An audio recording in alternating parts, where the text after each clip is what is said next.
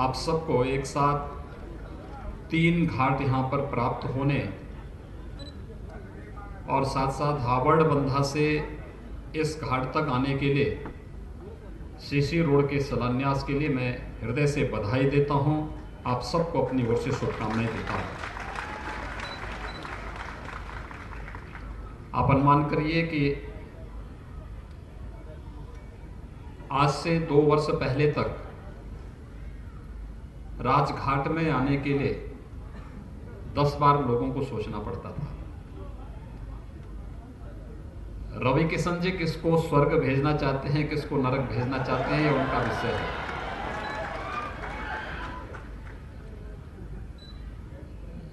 लेकिन जीवन की सच्चाई भी है कि जिसने जन्म लिया है उसकी मृत्यु भी सुनिश्चित है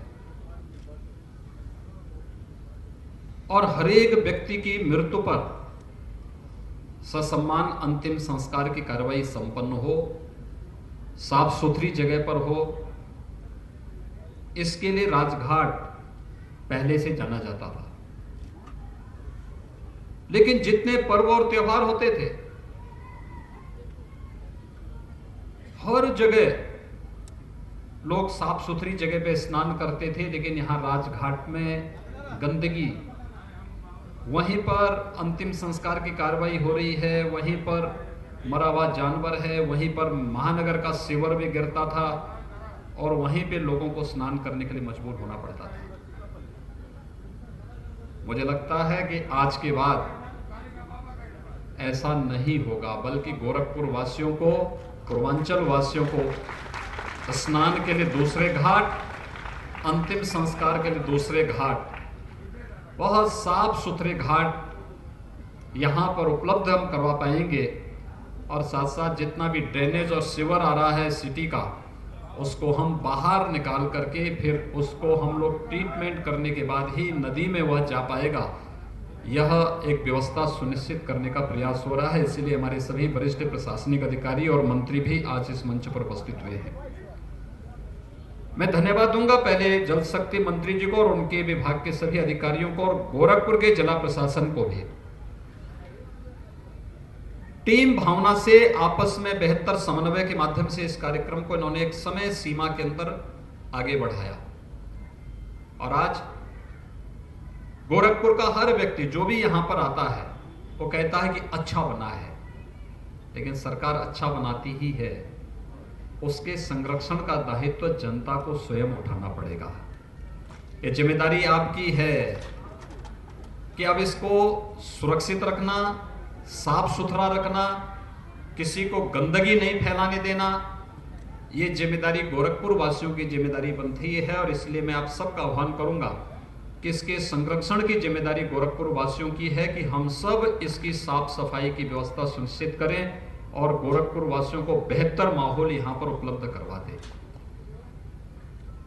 कोई भी व्यक्ति आता है यहां पर, किसी को अपने परिवार के किसी प्रियजन की अंतिम विदाई में यहां पे आना पड़ता है, किसी को किसी अपने मित्र और शुभचिंतक के परिवार में घटित किसी वियोग की घटना में यहां पर आना पड़ता है।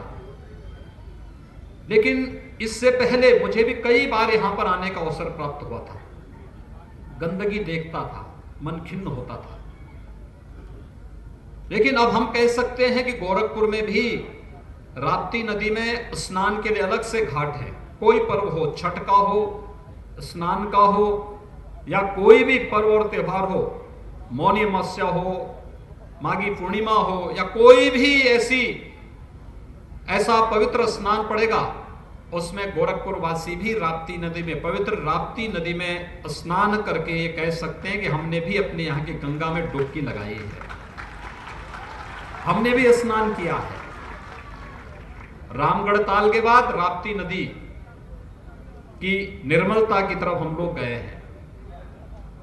रामगढ़ ताल भी एक अच्छी झील के रूप में विकसित हो रही है, लेकिन दायित्व तो हम सबका बनता है कि उसकी सुंदरता को बनाए रखना।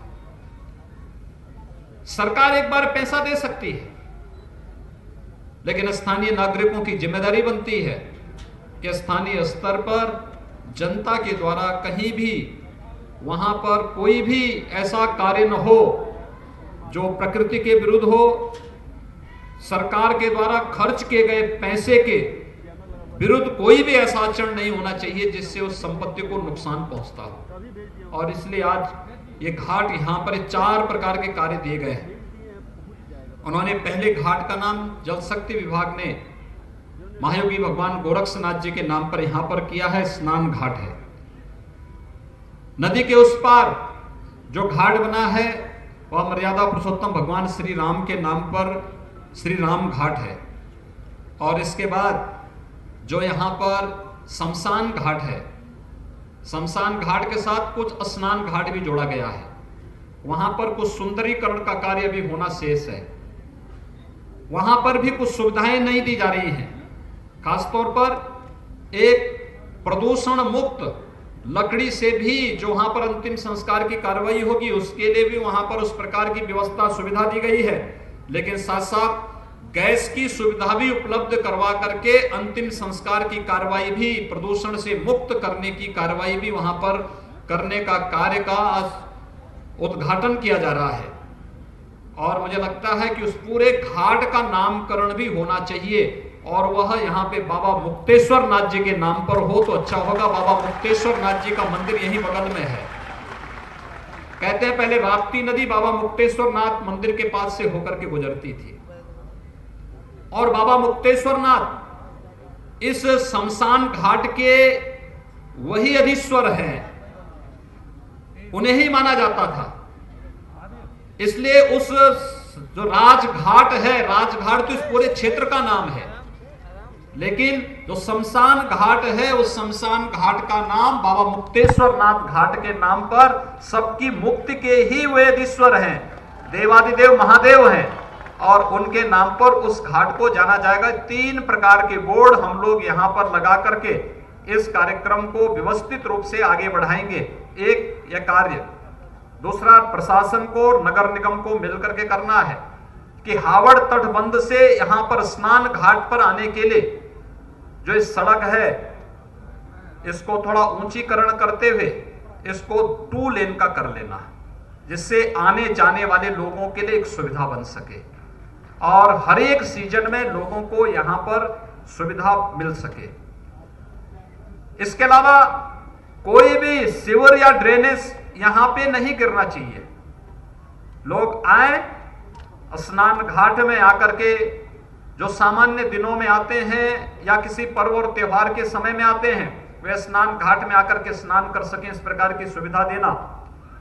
और अगर किसी अंतिम संस्कार के कार्यक्रम में यहां पर आए हैं तो अंतिम संस्कार की रस्म को संपन्न करके फिर भी राप्ती नदी में कोई स्नान करना चाहेगा तो उस प्रकार का स्वच्छ और सुरक्षित वातावरण देना भी ये स्थानीय प्रशासन की जिम्मेदारी है। इसलिए कोई भी ड्रेनेज और सीवर घाट के उत्तर में तो नहीं गिरना चाहिए, ये हम सुनिश्चित करेंगे, लेकिन दक्षिण में भी न गिरे इसके बारे में भी हमारी राप्ती नदी के प्रति और अपनी नदी संस्कृति के प्रति एक भाव होना चाहिए। ये हम लोगों को सुनिश्चित करना चाहिए। यह कार्य यहां पर हम लोगों के द्वारा अभी से प्रयास प्रारंभ होना चाहिए। अच्छा होगा यहां पर हम लोग पूजा की परंपरा भारतीय संस्कृति में क्यों होती है, उसके पीछे भी एक भाव है।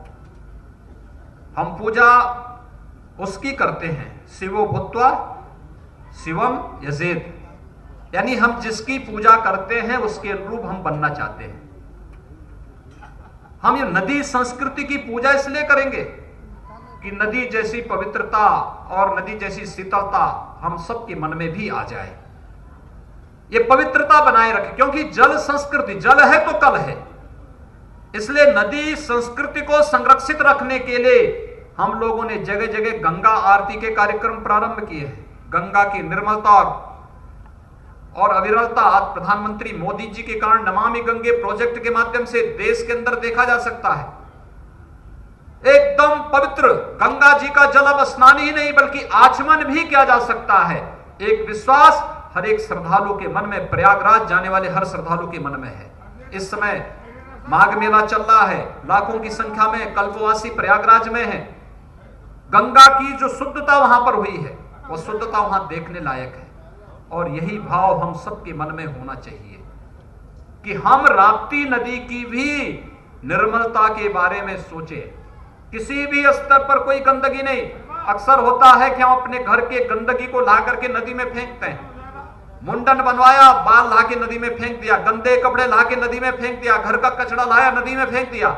ये पाप है, ये पाप है। और ये पाप कोई नहीं करना, कोई नहीं करेगा। एक संकल्प हर नागरिक का होना चाहिए कि हम नदी में किसी प्रकार की गंदगी नहीं करेंगे, बल्कि यहां पर इसकी पवित्रता को बनाए रखते हुए हम लोग यहां पर आवश्यक हो सके तो कमेटी बना करके इस पार भी और उस पार भी आरती के लिए, आपने देखा होगा जगह जगह चबूतरे बनाए गए हैं, मंच बनाए गए हैं और उस प्रकार की सुविधा दी गई है। हो सके तो यहां पर उस प्रकार की व्यवस्था बना करके स्थानीय प्रशासन के साथ तालमेल बिठा करके आरती के नियमित कार्यक्रम को इस श्रृंखला का हिस्सा बनाना चाहिए। अच्छा लगेगा, लोग आकर्षित होंगे। आज देख रहे होंगे कितना घाट सुंदरीकरण की तरफ देख रहे, कितना सुंदर लग रहा है, कितना व्यवस्थित लग रहा है। यह सुंदरता गोरखपुर आने वाले हर व्यक्ति को दिखेगी, लगेगी, और वह व्यक्ति इस बात की तरफ आकर्षित होगा कि जैसा सुंदर ये घाट है ऐसा ही सुंदर गोरखपुर के नागरिक भी होंगे, उनके भाव भी होंगे। ये सुंदरता उस भाव की ओर आपके प्रति आम जन के मन में और देश और दुनिया के मन में एक भाव जागृत करता है। यह कार्य हमें इसके प्रति करना होगा, इसके बारे में हम स्वयं जागरूक हों। दूसरा, आज गोरखपुर में विकास की ढेर सारी योजनाएं चल रही है। मैंने कहा अभी तो राप्ती नदी का, इससे पहले हम लोगों ने रामगढ़ ताल की सुंदरता के कार्य को संपन्न किया है। आज रामगढ़ ताल कितनी सुंदर झील बन चुकी है। उसमें वाटर स्पोर्ट का भी कार्यक्रम प्रारंभ होने वाला है।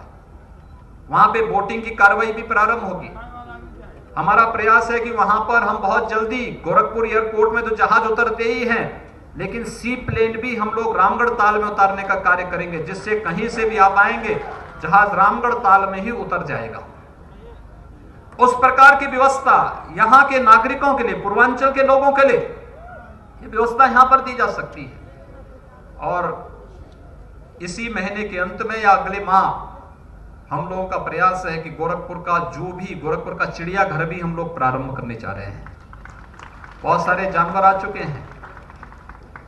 आप देखेंगे गोरखपुर में भी अब चिड़ियाघर में शेर भी और अन्य तमाम प्रकार के जानवर आप सबको देखने को मिलेंगे। बच्चों का ज्ञानार्जन भी होगा, मनोरंजन भी होगा, और आपको अपने फालतू समय में कभी अवसर मिलता है, घर गृहस्थी के कार्य से, अपने सामान्य नौकरी के कार्य से, अपने स्वयं के काम धंधे से जब भी समय मिलता है तो कहीं कोई मनोरंजन का स्थल हम देख सकें, जाकर के उससे मनोरंजन का आनंद ले सकें, प्रकृति के संग कुछ क्षण बिता सकें।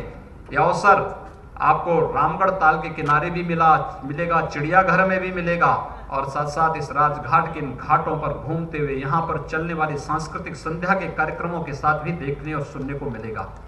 यानी ये सुंदरता ऐसे गोरखपुर की सड़कों का भी है।